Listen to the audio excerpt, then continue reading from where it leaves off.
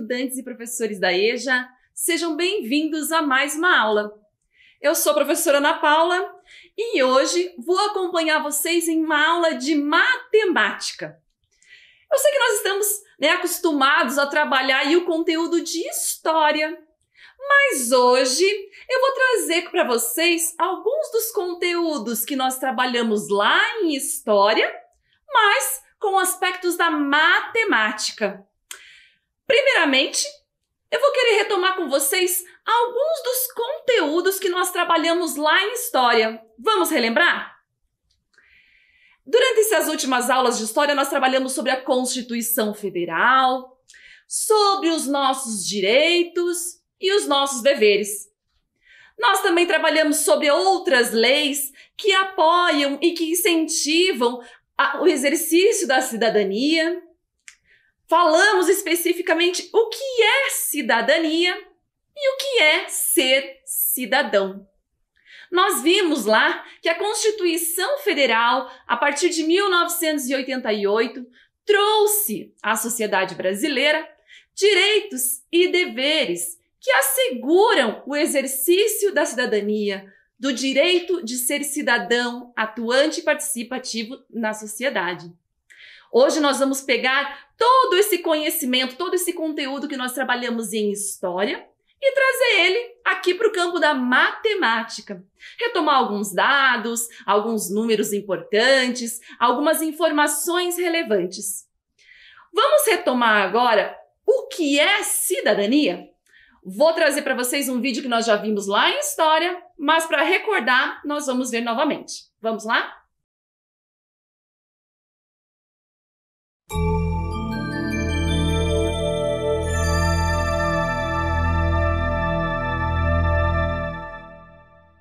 O que é cidadania? Cidadania é um daqueles conceitos que é melhor entendido quando se pensa na sua ausência. Como é a vida quando não se tem cidadania? Antigamente, a forma mais comum de governo era a monarquia, com todos os poderes concentrados no rei, que era soberano, ou seja, aquele que tinha todo o poder sobre um povo. Isso era tão forte que houve um rei na França, o Luís XIV, que disse: "O Estado sou eu". E ele tinha razão. Naquela época e com aquele tipo de governo, a relação entre governante e governados era totalmente desigual. Os governados eram apenas súditos, e o significado dessa palavra é aqueles que estão sob a vontade de outro. Então, a vontade do rei era a lei. Aos súditos só cabia obedecer a ele, ao rei, que teoricamente sabia o que era melhor para todos. Essa situação só começaria a mudar com dois importantes momentos históricos já no finalzinho do século XVIII. A Revolução Americana, que resultou na Declaração da Independência dos Estados Unidos, e a Revolução Francesa. Esses movimentos foram marcados pelo desejo que a população desses países tinha de reivindicar o exercício da própria soberania. Por isso mudaram a história da humanidade e deixaram uma herança muito importante em forma de valores, ideais, tradições e documentos, como a Declaração dos Direitos do Homem e do Cidadão, produzida pelos revolucionários franceses. Nesse famoso documento são afirmados vários direitos das pessoas, direitos que não dependiam de quem estava no governo e dos quais nem a própria pessoa podia abrir mão, como o direito à vida, por exemplo, e por isso são chamados de inalienáveis. Não é à toa que a expressão cidadão aparece no título dessa Declaração de Direitos. Ser cidadão é bem diferente de ser súdito. O cidadão também vive debaixo de um governo, mas a sua obediência ao governante e às leis tem como contraponto o respeito aos seus direitos. Não há cidadania quando só há deveres a cumprir, como era o caso dos súditos, mas também não há cidadania só com direitos.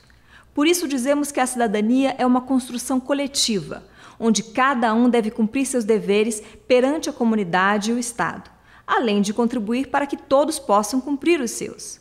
Assim se constrói uma comunidade forte, uma comunidade política. E esses valores, quando incorporados à cultura de um povo, se tornam um patrimônio coletivo. Veja um bom exemplo disso. A nossa Constituição atual, aprovada em 1988, é chamada de Constituição Cidadã. Isso porque nosso país havia saído de um período em que vários direitos civis e sociais tinham sido restritos. As pessoas que elaboraram a Constituição, os constituintes, representando todo o povo brasileiro, acharam por bem recuperar esses direitos, acrescentar outros e deixar isso registrado em nossa lei maior. Quando tiver uma oportunidade, leia os artigos 5º e 6º da nossa Constituição e fale sobre eles com seus amigos. É o artigo 5º, por exemplo, que garante a igualdade de todos perante a lei e o direito inviolável à vida, à liberdade, à igualdade, à segurança e à propriedade. É importante ressaltar ainda que o bom cidadão deve participar ativamente dos assuntos do governo. Isso se chama cidadania ativa. No exercício da sua cidadania, a pessoa age em prol do bem comum, pois os problemas da comunidade afetam a todos. Vale lembrar que o termo cidadania tem outros significados também, entre eles o de definir a condição de membro de um Estado-nação. É o que se diz, por exemplo, quando alguém afirma que eu tenho cidadania brasileira. Mas nesse vídeo, como explicamos até aqui, estamos tratando da cidadania em sua dimensão política. Recapitulando então, cidadania é a posse ou exercício de um conjunto de direitos e deveres, de natureza civil, política e social, o exercício da soberania do indivíduo dentro de um Estado. Assim, o cidadão participa ativamente dos assuntos de sua comunidade e país. Guardou bem? Então até a próxima!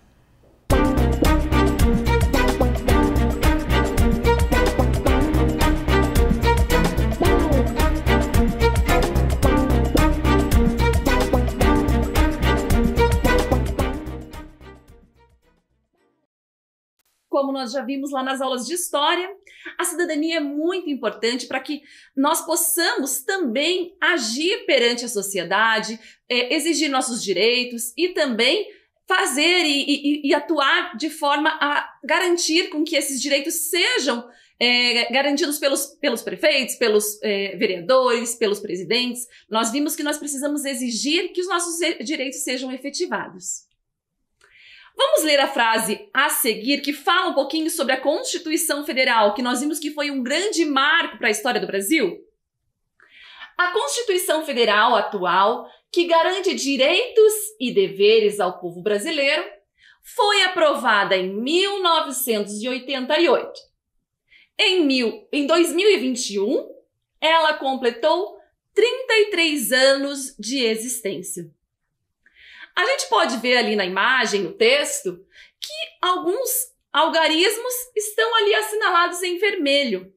Vamos relembrar quais são eles?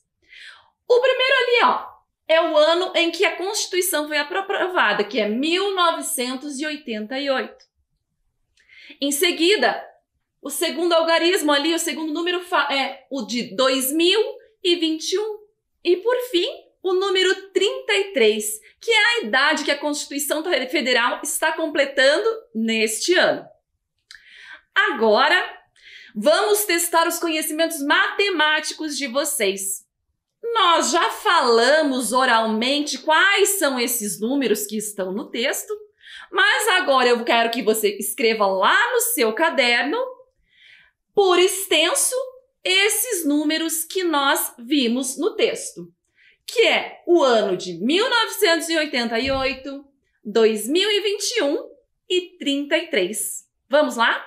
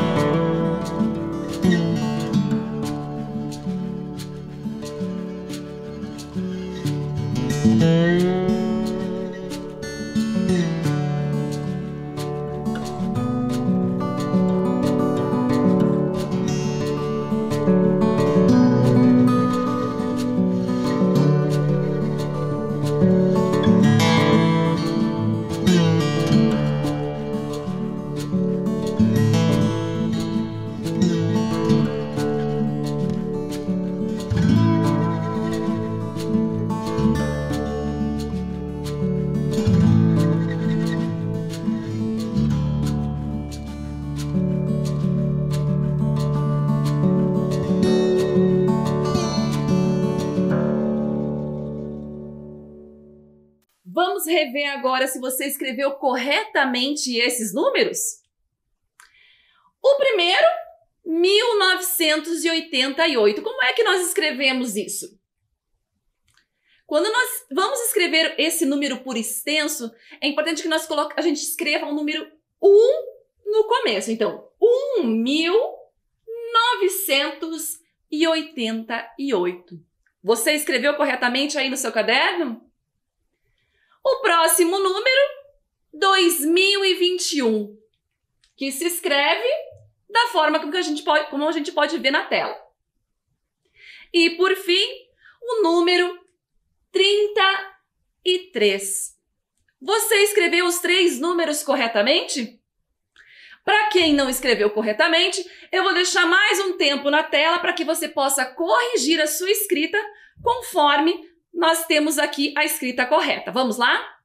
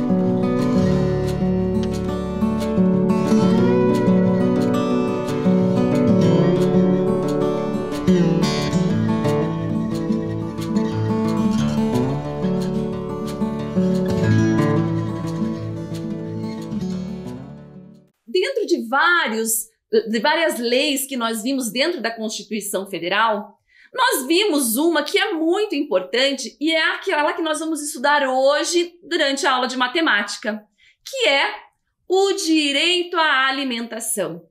Esse foi um direito que nós estudamos e que foi muito importante porque nós vimos que muitas pessoas não têm o acesso a uma alimentação adequada, de qualidade. Muitas pessoas, principalmente nesse período de pandemia, não tiveram acesso a esse bem que é um direito que deve ser assegurado a todos os brasileiros.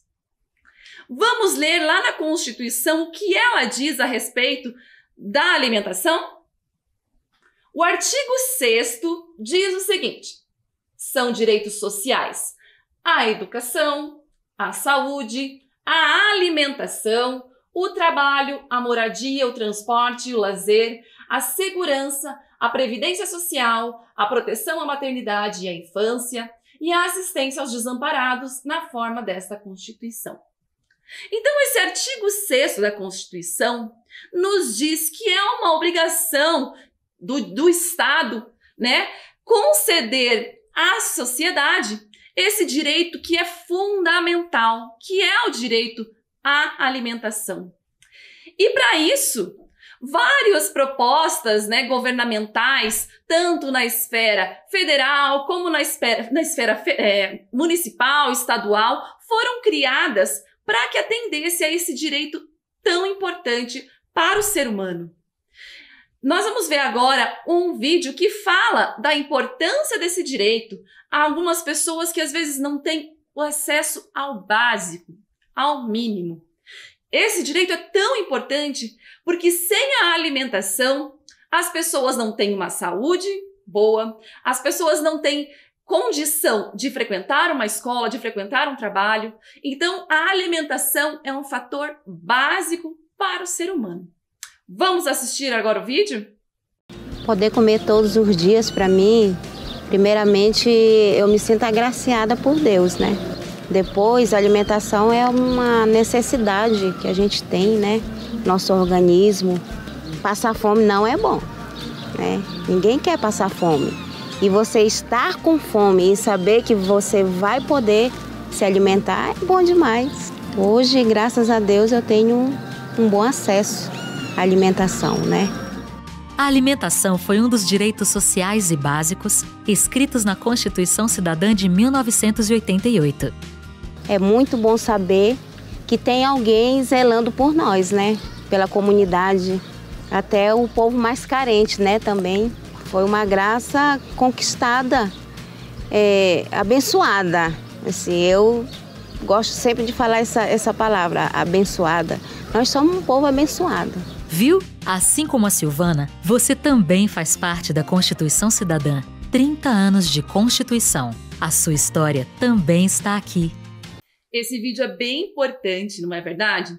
Ele mostra a importância dessa lei, quando garantida, para pessoas que às vezes não têm a condição de comprar o seu próprio alimento, de garantir a alimentação adequada da sua família. Por isso é bastante importante essas propostas governamentais para que possa atingir essas pessoas menos favorecidas. Aqui em Curitiba, nós vimos na nossa aula de história que nós temos um programa bem importante que visa atingir a comunidade mais carente e também trazer a toda a comunidade, toda a comunidade de Curitiba, uma alimentação adequada e com preços baixos. Aqui, na cidade de Curitiba, nós temos o Armazém da Família e o Sacolão da Família. Eu vou ler para vocês um pouquinho a respeito do Armazém da Família. Quer comprar alimentos com preço mais em conta? Conheça o Sacolão da Família e os Armazéns da Família. Esses espaços da Prefeitura de Curitiba oferecem produtos com os preços, em média, 30% mais baratos que no varejo. Nos Armazéns da Família, por exemplo, há alimentos da cesta básica que custam até 33,9% mais barato que nos supermercados da capital. É o caso da manteiga extra com sal 200 gramas, que sai por R$ 6,59 nas unidades da Prefeitura e tem o preço médio de R$ 9,97 nos mercados. Já nos sacolões da família, a economia é ainda maior, chegando a 62,33% na compra do quilo do tomate, que tem preço único de R$ 2,49 nos estabelecimentos do município e sai em média por R$ 6,61 nos supermercados. Por esse texto, a gente pode ver a diferença de valores cobrados por produtos iguais nos supermercados e nos sacolões e armazéns da família. Esse programa do município visa atender a comunidade, às vezes, com preços mais baratos e para que ele tenha acesso a alimentos de qualidade. Os alimentos lá no Sacolão da Família são alimentos frescos, de produtores locais, que têm uma qualidade muito boa e um preço bem mais acessível. Durante esse período de pandemia, as pessoas, talvez por desemprego, por não terem tido acesso ao trabalho, né? Às vezes as pessoas tiveram a sua redução no seu salário, utilizaram bastante o Armazém da Família, ele ficou bastante conhecido. E as pessoas puderam perceber, além da qualidade, o quanto elas poderiam economizar fazendo a opção por esses programas do município. Eu vou mostrar agora para vocês uma tabela com uma diferença dos preços do Armazém da Família e a diferença desses mesmos produtos nos supermercados aqui da região. Vamos observar? O primeiro produto que a tabela mostra é o arroz parboilizado de 1 quilo. Nos supermercados da região, ele custa R$ 4,53. Nos armazéns da família, R$ 3,29. A variação de preço, isso é, o quanto esse preço mudou, o quanto ele aumentou ou diminuiu, é de 27,37%. Ele está 27% mais barato no Armazém da Família. É bastante coisa. Já o feijão preto de 1 quilo, nos supermercados, estava custando R$ 5,99. E nos Armazéns da Família, R$ 4,79. Uma variação de 20,03%. Já o leite longa-vida, de 1 litro, nos supermercados estava custando R$ 3,72. No Armazém da Família, estava custando R$ 3,39. Uma diferença de 8,87% no preço. O óleo de soja de 900 ml, nos supermercados, custando R$ 7,51 e no Armazém da Família, R$ 6,49. Uma variação de menos 13,58%. Já o açúcar refinado de 1 quilo, no supermercado custava R$ 3,69 e no Armazém da Família, R$ 2,99. Uma variação de menos 18,97%. A farinha de trigo de 1 quilo, que custava nos supermercados R$ 3,44, no Armazém da Família tinha o preço de R$ 2,52. Uma diferença de 24,71%. Por essa tabela, nós podemos ver o quanto uma pessoa pode economizar a partir desses programas municipais. São os mesmos produtos, mas com os preços bastante diferentes.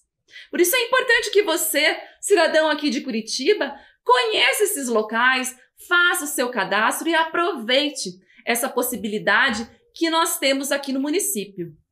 Você que não mora em Curitiba, possivelmente também tem alguns outros programas no seu município que também podem trazer esses benefícios ligados ao direito à alimentação. Agora, eu vou querer que vocês observem essa tabela e respondam às seguintes questões. De acordo com a tabela de preços de produtos, responda as seguintes perguntas. Letra A. Qual dos produtos sofreu maior variação de preço? Isso é, que teve maior mudança. Vocês vão poder olhar lá na parte final da tabela qual teve a maior porcentagem de variação. E na letra B, qual dos produtos da lista sofreu a menor alteração, que não teve tanta diferença assim no preço? Eu vou deixar a tela lá na tabela para vocês olharem e logo nós voltamos para conferir a resposta de vocês.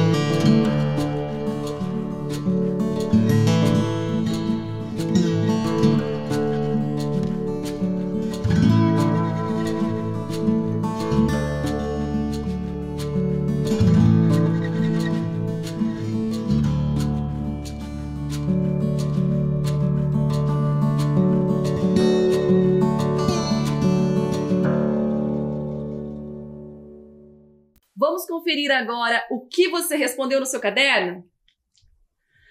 Olhando lá a tabela, nós podemos ver que o produto que teve uma maior variação, que teve uma maior diferença de preços, foi o arroz, que teve uma variação de 27,37%.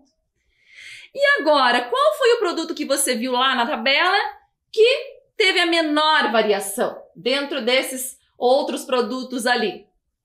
A gente pode verificar que o que teve menor variação no preço foi o leite longa-vida, com menos 8,87%. Então, lá no seu caderno, eu imagino que você tenha respondido as seguintes questões. Letra A, arroz parboilizado, e na letra B, leite longa-vida. Para quem não fez corretamente, eu vou deixar mais um tempo para que vocês possam corrigir essa atividade.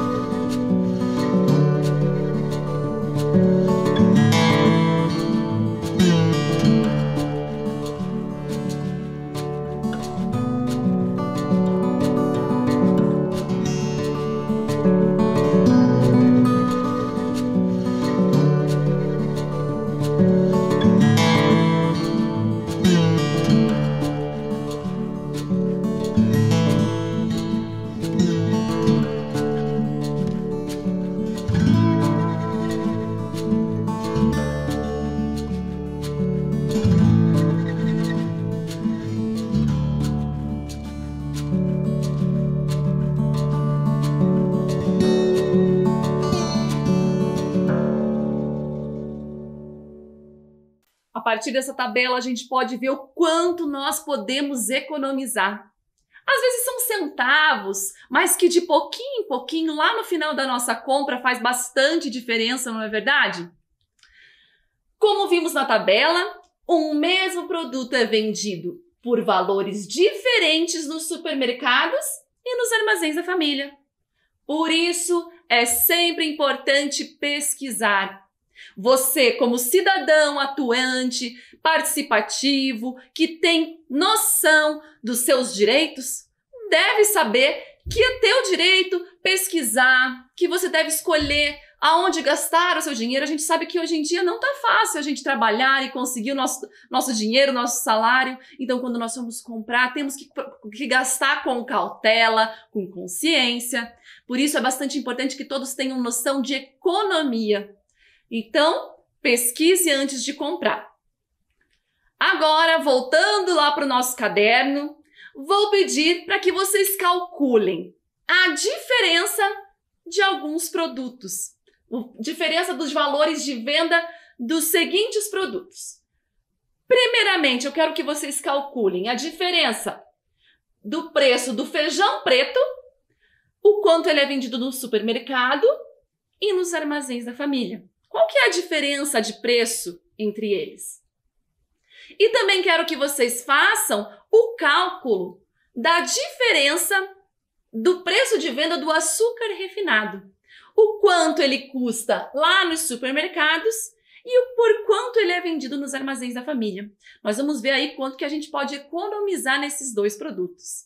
Eu vou deixar um tempo para vocês resolverem essas duas contas e depois nós voltamos para que a gente possa corrigir coletivamente essa atividade. Vamos lá?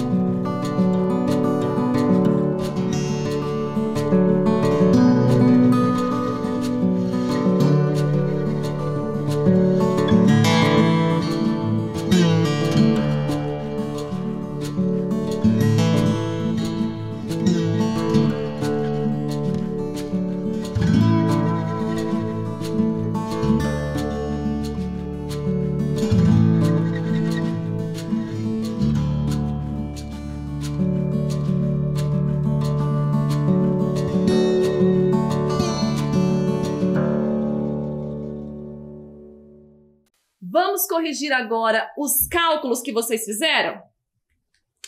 Então, o primeiro, que é o feijão preto, nos supermercados ele custava R$ 5,99. E nos armazéns da família, R$ 4,79. Ali eu já coloquei para vocês o sinal da operação que nós vamos trabalhar. Quando nós fazemos a operação calculando uma diferença, vocês já aprenderam lá com a professora Nilza, para calcular a diferença nós fazemos uma conta de subtração, sinalzinho de menos ali. Vamos calcular? Então nós vamos começar lá com a última ordem. 9 menos 9. Essa tá fácil, não é verdade? 9 menos 9, 0. Agora, a próxima ordem. 9 menos 7. Quanto é que deu aí no seu caderno? Pelas minhas contas, temos o número 2. Agora, a última ordem que está ali na classe dos inteiros, né? Classe dos reais. R$ 5 menos R$ 4. Quanto será que deu? R$ 1. Lembrando sempre, estudante da EJA, que essa conta, como a gente pode ver, as vírgulas sempre estão uma embaixo da outra. Veja se você fez isso no seu caderno. Se você não fez, tem de corrigir. E só para finalizar a questão, vamos colocar a resposta em uma frase. A diferença entre os valores é de R$ 1,20. Vamos corrigir aí? Você fez corretamente? Agora, vou trabalhar com vocês a diferença do açúcar refinado. A gente viu que nos supermercados ele custava R$ 3,69. Já no armazém da família, ele custava R$ 2,99. Para calcular a diferença, nós vamos fazer uma subtração, uma conta de menos. Foi isso que você fez aí no seu caderno? Vamos calcular a primeira ordem. 9 menos 9. Novamente, bem fácil. 0. Agora, quando a gente muda para a ordem ao lado, a gente vê que vai ficar um pouquinho difícil. 6 menos 9. Nós já vimos também nas aulas de matemática que a gente não pode fazer isso, né? Não tem como a gente tirar 9 de 6. Então, nós vamos fazer uma troca com a ordem do lado. Nós vamos pegar uma dezena ali da classe dos inteiros, do número 3.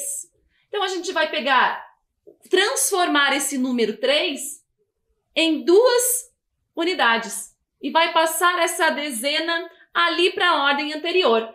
Então, ficaria 16 menos 9. Quantos números a gente tem que calcular para chegar até o 16? 16 menos 9, 7. Foi isso que deu a sua conta? Agora vamos para a ordem, ali a classe dos inteiros. Como a gente fez uma transformação, ficou, ao invés de ser R$ 3, ficou 2. Então, 2 menos 2, quanto fica? 0. Vamos colocar agora a resposta desse cálculo? A diferença entre os valores é de 70 centavos. Só quero que vocês prestem atenção em uma situação. Na primeira resposta, eu utilizei a escrita do sistema monetário com o cifrão na frente, com o R de real e o cifrão na frente. Nós podemos ver lá no 1,20, né? Tem o R e o cifrão na frente. Já no segundo cálculo, eu coloquei a escrita desse número do sistema monetário de forma extensa, 70 centavos. Então, são duas possibilidades que vocês têm de registrar esse valor de forma escrita, que são de formas diferentes, mas representam o mesmo valor. Agora, para quem não conseguiu realizar sozinho esses cálculos, eu vou deixar mais um tempo para que vocês possam realizar a correção. Vamos lá?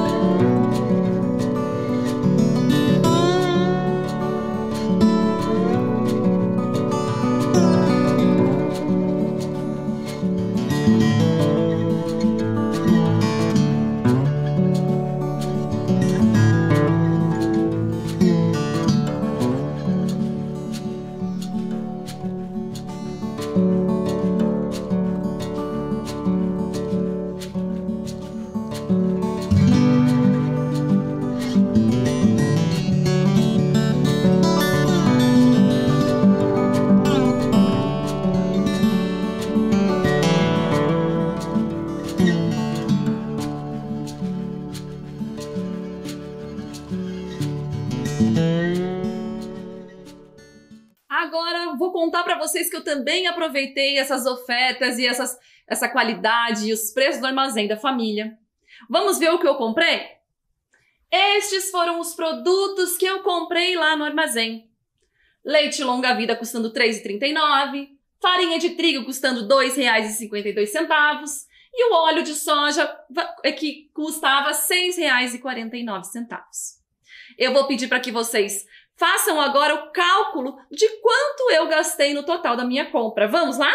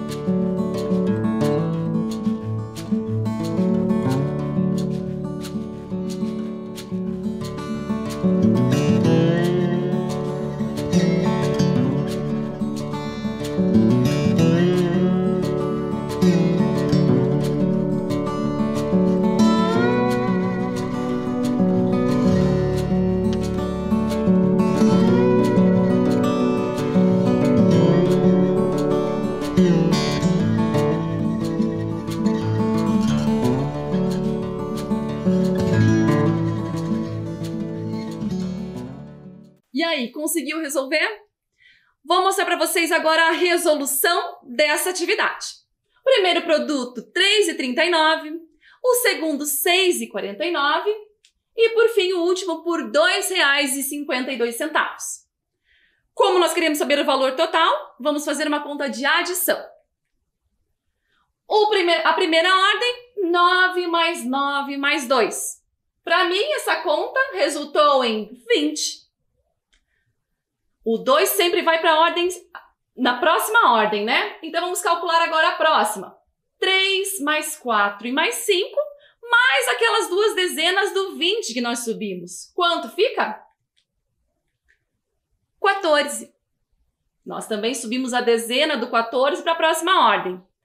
E, por fim, a última fileira, 3 mais 6 mais 2, mais aquela uma dezena que nós subimos. Quanto ficou no total? 12. Lembrando sempre de deixar as vírgulas embaixo de vírgulas. O total da minha compra, R$ 12,40. Vou deixar mais um minuto para que vocês possam fazer a correção dessa atividade e depois nós voltamos.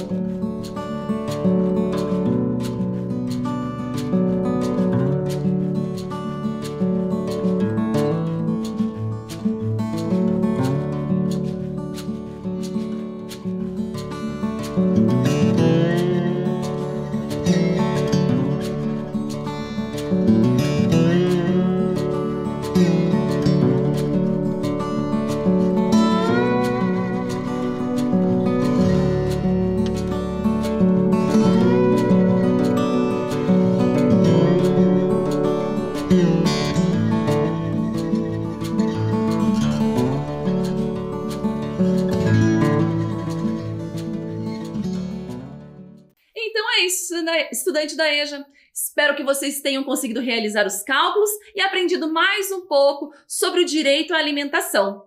Até a próxima!